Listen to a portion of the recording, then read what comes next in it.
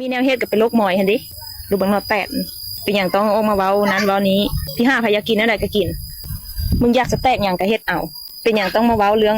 คนลาวบ่มีประเทศลาวบ่มีทะเลบ่ติดทะเลแล้วมันเกี่ยวอย่าง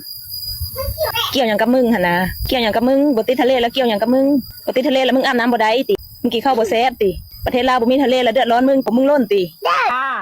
ถอนหมอยก็ถอนหมอยแม่มึงไงแม่มึงอะหมอยเยอะมึงก็มีหมอยเยอะถ้ามึงไม่มีอะไรทำมึงก็ถอนหมอยมึงก็ถอนหมอยโคตรพ่อโคตรแม่มึงถามว่าทำไมคนไทยจะต้องออกมาพูดว่าพวกมึงไม่มีทะเลกูจะตอบให้ฟังนะอีควายเพราะว่าพวกมึงหาว่าประเทศไทยเคลมน้ำจิ้มซีฟู้ดคนไทยเขาก็เลยมาบอกว่ามึงไม่มีทะเลแล้วมึงจะทำน้ำจิ้มซีฟู้ดสแต็กแดกยัดหากันทำไมอีหาลากไส้ถ้าพวกมึงไม่เป็นต้นเรื่องพวกมึงไม่พูดก่อนนะคนไทยเขาไม่พูดหรอกคนไทยเขาเป็นเจ้าของน้ำจิ้มซีฟู้ดถึงได้ออกมาพูดอีหน้าส้นตีนไม่มีอะไรทำนะมึงก็เอาอะไรแยงหีมึงก็ได้แหมก็ประเทศมึงมันไม่มีทะเลจริงๆอ่ะคนไทยเขาพูดว่าประเทศมึงไม่มีทะเลแล้วมึงเอาน้ำจิ้มซีฟู้ดมาจากไหนนี่มึงต้องโกรธด้วยเหรอแค่นี้มึงก็ต้องรับไม่ได้ด้วยเหรอมึงนี่มันสันดานเขมรจริงๆนะเรื่องที่มึงบอกว่ากูอยากสแต็กกูอยากแดกอะไรกูก็ทำกินก็นอนอยู่แล้วสิกูก็ทำแดกกูก็ทำสแต็กกูไม่เคยมาทำคลิปด่าว่าคนลาวเคลมอันนั้นเคลมอันนี้มีแต่พวกลาวแดงนะไอ้ลาวแดงตัวนั้นนะไอ้ควายตัวนั้นมันออกมาทำคลิปกล่าวหาประเทศไทยออกมากระแนกกระแหนประเทศไทยเมื่อมันพูดในเมื่อมันทำมันต้องยอมรับในสิ่งที่มันทำอีหาลากไส้คันบ่มีแนวเฮ็ดกับเป็นโรคหมอยเห็นดิดูบังนอแตด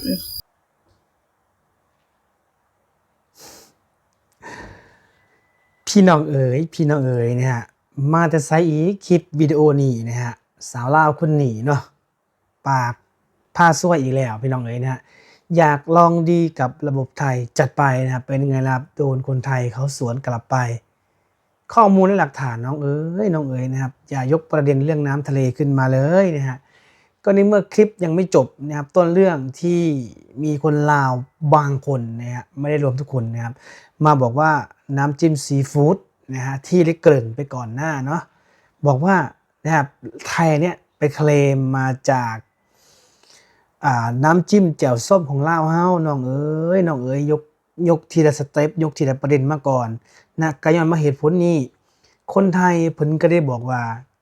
แล้วถ้าเกิดน้ำจิ้มซีฟู้ดเนี่ยไทยไปเคลมมาจากลาวยกตัวอย่างว่าลาวไม่มีทะเลแล้วลาวจะมีน้ำจิ้มซีฟู้ดได้อย่างไรอันนี้ประเด็นนี้ก่อนนะน้องนะเพราะว่าประเด็นนี้ไทยอยากจะอธิบายให้เข้าใจและให้รับฟังกลับกลายเป็นโมโหให้กับประเทศไทยโอ้โหใจหายประเทศไทยเครียดว่าสั่นพี่น้องเอ๋ยนะฮะสาวลาวคนนี้เครียดว่าไทยนะไปว่าให้ว่าบ่มีทะเลเขาบ่ได้ว่าให้ว่าเฮาบ่มีทะเลนะเขาหยิบยกประเด็นเพื่อจะมาโต้กันมาตอบกันน้องคือสิเข้าใจแบบนั้นนะน้องมีอคติต่างหากหรือบ่เปิดใจรับฟังทีละนะคำว่าทะเลนะมันก็เกี่ยวเนื่องกับน้ำจิ้มซีฟู้ดคำว่าซีฟู้ดก็เกี่ยวกับทะเลอยู่แล้วจะบอกว่ามันเกี่ยวยังกับทะเล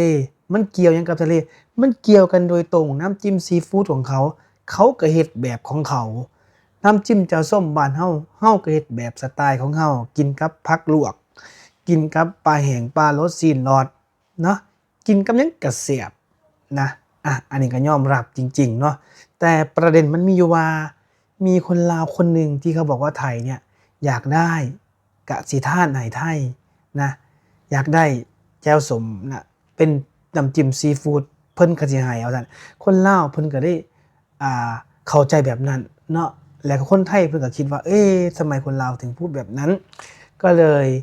หาข้ออธิบายมาหยิบยกให้ฟังเท่านั้นเองทำไมน้องถึงคิดว่าคนไทยเนี่ยเขาไปว่าให้เราว่าเราไม่มีทะเลเครียดบ่น้องแบบนั้นนี่แหละที่อ้ายบอกว่าเฮาต้องเปิดใจรับนะในสิ่งความเป็นจริงนะถ้าเฮาบ่พัฒนาตัวเฮาเองนะเฮาก็สิอยู่จังซี่เป็นจังได๋ล่ะอยากลองดีกับระบบไทยนะคลิปวิดีโอนี้ยังบ่จบน้องสาวหลาเฮาออกมาเว้านะเป็นจังได๋ว่าซั่นนะบ่มีทะเลก็สิอาบน้ำบ่ได้เลยบ่นะบ่มีทะเลมันเกี่ยวหยังว่าซั่นนะโอ้พูดถึงคำที่บ่สุภาพยกคำที่บ่สุภาพมาเว้ากันน้องเอ๋ยนะฮะนะอ้ายก็คิดว่าคำบอกคำนี้ผู้หญิงคนนี้อาจจะบ่มักอาจจะมีอคติกับประเทศไทยเนาะก็เลยหยิบยกในเรื่องราวที่เป็นประเด็นเอามาตอบโต้ไทย หวังว่าคนไทยเพิ่นคือสิบ่มีประเด็นที่จะไปตอบโต้และไปอธิบายเนาะเอานะมองว่าไทยนี่ไปดูถูกว่าซั่นนะว่าเฮานี่มีทะเลนะแล้วมันมีบ่ล่ะเนาะบ้านเฮามันมีทะเลบ่ให้น้องเข้าใจในเรื่องราวของประเด็นที่บอกว่าน้ำจิ้มซีฟู้ดกับแจ่วส้มตัวนี้สักก่อนเนาะก่อนสิไปอธิบายเรื่องของทะเลนะ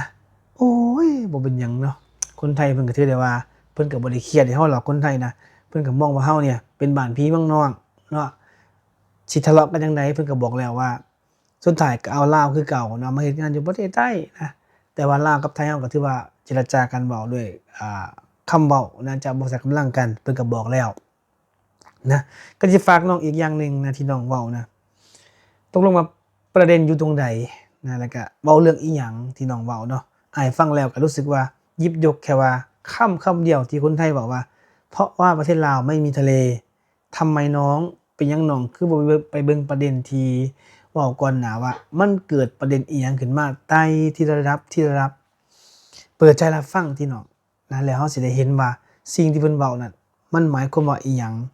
เว้าเพื่ออีหยังชี้แจงเพื่ออีหยังก่อนดีกว่าบ่นะโอ้โหมันอกมั่นใจซะเหลือเกินนะออกมาเว้าแบบนี้นะเป็นการโชว์ความบ่ฉลาดของเฮาเด้น้องนะอย่าว่าอายเด้อายก็บ่ได้เข้าข้างไทยอายก็บ่ได้เลียไทย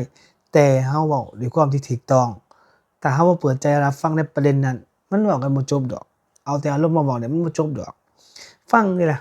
ตั้งสติก่อนนะก่อนสิเว้าคำเว้าเนี่ยมันพาซวยเด้น้องเว้าไปแล้วมันแก้ไขบ่ได้เด้นะ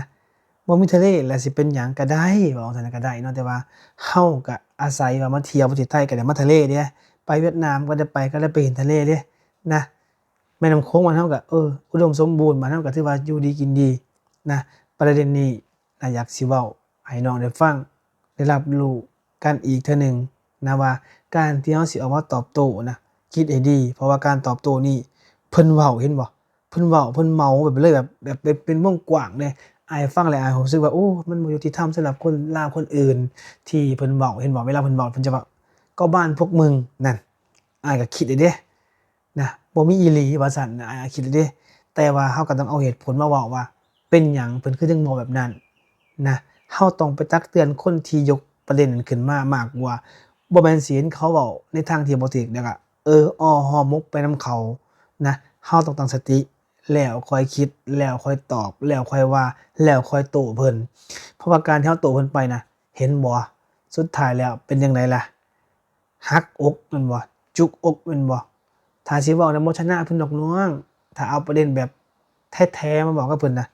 บ่ชนะเพิ่นดอกเชื่ออ้ายนี่นะคำว่าทะเลนะกับน้ำจิ้มซีฟู้ดน่ะให้เอาตรงนี้มาเว้าเด้เนาะบ่แม่นว่าเสียว่าบอกว่าคนไทยนี่ไปว่าเราไม่มีทะเลไปดูถูกเราบ่แม่นมองถึงเนื้อหาและต้นที่มาที่ไปของคลิปก่อนเนาะน้องเนาะฝากไว้สำหรับเนี่ยคนไทยคิดเห็นอย่างไรคนลาวคิดเห็นอย่างไรก็ช่วยคอมเมนต์เนาะว่าประเด็นนี้มันเกี่ยวเนื่องกับประเด็นอะไร